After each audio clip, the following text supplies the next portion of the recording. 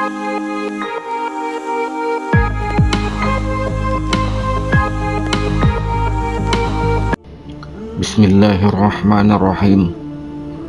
Nahmaduhu wa nasta'inuhu wa nastaghfiruh wa na'udzu billahi min syururi anfusina wa min sayyiati a'malina.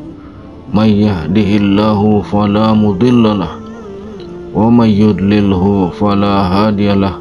Allahumma shalli wa sallim ala sayyidina Muhammad wa ala alihi wa sahbihi ajma'in. Rabbi shrah li sadri wa yassir li amri wahlul 'uqdatam min lisani yafqahu qawli. Rabbi ighfirli wa li walidayya warhamhuma kama rabbayani shaghira. Assalamualaikum warahmatullahi wabarakatuh. Belajar ma'rifat itu bukan bertujuan untuk mengaku Allah, bukan pula bertujuan untuk menjadikan diri itu keramat, menjadi kuat atau gagah, bukan pula bertujuan untuk menurunkan hujan, menyembuhkan penyakit, atau termakbulnya doa. Mereka-mereka yang mencari kepentingan seperti itu, keuntungan-keuntungan seperti itu bukan jalan ilmu ma'rifat.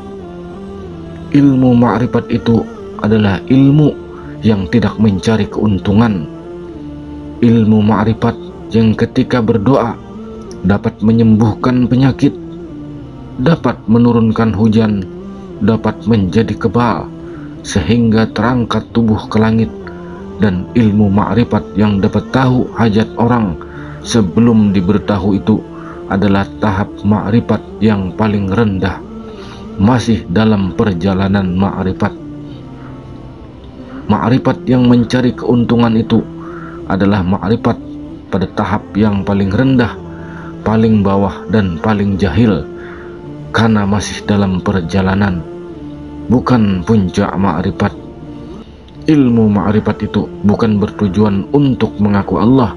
Berilmu ma'rifat itu adalah bertujuan bagi menyatakan, mengesahkan, dan menunggalkan atau mensatukan Allah dengan kaidah membinasakan diri, menyerah diri kepada Allah Ta'ala.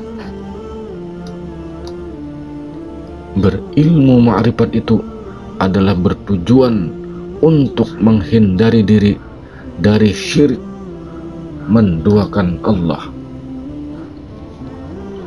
Tidak ada tujuan di balik ilmu ma'rifat itu melainkan Allah, Allah, Allah Subhanahu wa Ta'ala saja.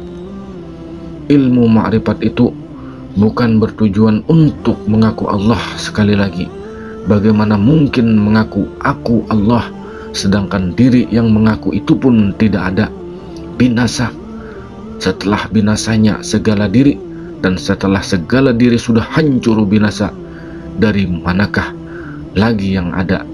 Diri manakah kita lagi yang ada setelah diri tiada? Tidak ada. Mana mungkin mengaku aku Allah? Orang yang mengaku aku Allah bersatu dengan Allah, Allah masuk dalam diri. Setelah belajar ilmu ma'rifat itu adalah mereka yang belum mengenal diri dan belum mengenal Allah. Dan ma'rifat yang demikian bukannya dari ajaran ma'rifat yang sebenar-benarnya, yang sesungguhnya. Ma'rifat itu jernih, suci, dan bersih dari syirik. Jika ada yang mengaku adanya diri, artinya ma'rifat mereka itu adalah ma'rifat yang terbalik. Ada kesalahan dalam ma'rifatnya. Ma'rifat yang jernih dan yang bersih dari unsur-unsur syirik dan munafik. Ma'rifat yang tidak mencari keuntungan atau sembarang keuntungan. Ma'rifat itu bukan bertujuan mencari surga, mencari pahala, atau mendapatkan ganjaran keuntungan dari ibadah. Ma'rifat itu adalah bertujuan menyatakan Allah, supaya Allah itu nyata senyata-nyatanya. Ilmu bukan bertujuan mencari Allah. Kenapa masih ingin mencari Allah? Tidakkah Allah itu nyata kepada sekalian yang nyata. Allah itu dekat, yang tidak lagi perlu dicari-cari.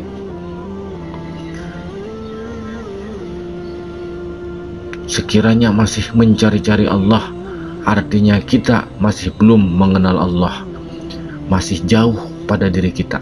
Allah pada pemikiran kita itu belum nyata dan belum jelas pada pandangan kita. Itu sebabnya kita masih dalam keadaan mencari-cari Allah. Apabila Allah itu sudah jelas dan sudah nyata pada ilmu kita, apakah lagi yang hendak dicari? Barang yang sudah tersedia, barang yang sudah ada di depan mata, seumpama cincin sudah menempel di jari, apakah kita masih mau mencari? Mencari itu adalah apabila ada barang atau benda yang hilang. Apabila barang yang tidak hilang, untuk apa kita hendak mencari lagi? Allah tidak hilang, Allah tidak terhijab, terlindung atau tertutup oleh sebarang hijab.